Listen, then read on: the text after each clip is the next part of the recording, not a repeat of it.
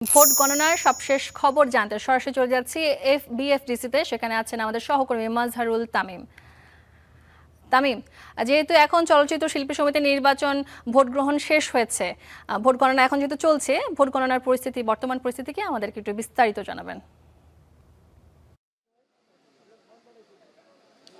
সূচনা ঘণ্টাখানেক আগেই বাংলাদেশ চলচ্চিত্র শিল্পী সমিতির যে ভোট গ্রহণ, সেই ভোট গ্রহণটি শেষ হয়েছে এবং ভোট গ্রহণের পর্ব শেষ হওয়ার পরপরই নির্বাচন কমিশনার খোরশেদ আলম খোরশুর সঙ্গে আমার কথা হয়েছে।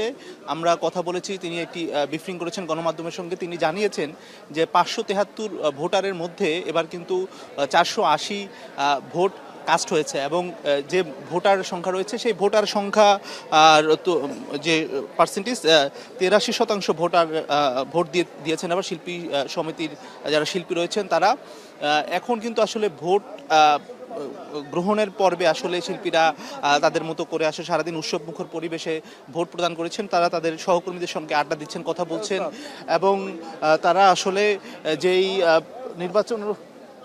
নির্বাচনের যে আসলে এখন এই মুহূর্তে আসলে তারা কিছুক্ষণ পরে আসলে ভোট গণনা সেই প্রক্রিয়া শুরু হবে এবং আমরা যতটুকু আসলে নির্বাচন কমিশনার সহ শিল্পীদের সঙ্গে যারা কথা বললাম, তারা আসলে নতুন নেতৃত্ব এবং যারা শিল্পীদের কল্যাণে কাজ করবে সেই দিকেই আসলে নজর দেবেন এবং যেহেতু ভোর রাতে আসলে আর্জেন্টিনার ম্যাচ রয়েছে, তার আগেই আসলে এই যে ভোটের রেজাল্ট, সেই রেজাল্টটি দেওয়ার চেষ্টা করবেন, এটি নির্বাচন কমিশনার খোরশেদ আলম খোরশু আমাদেরকে জানিয়েছেন। এই ছিল আমার কাছে বিএফডিসি থেকে সব শেষ।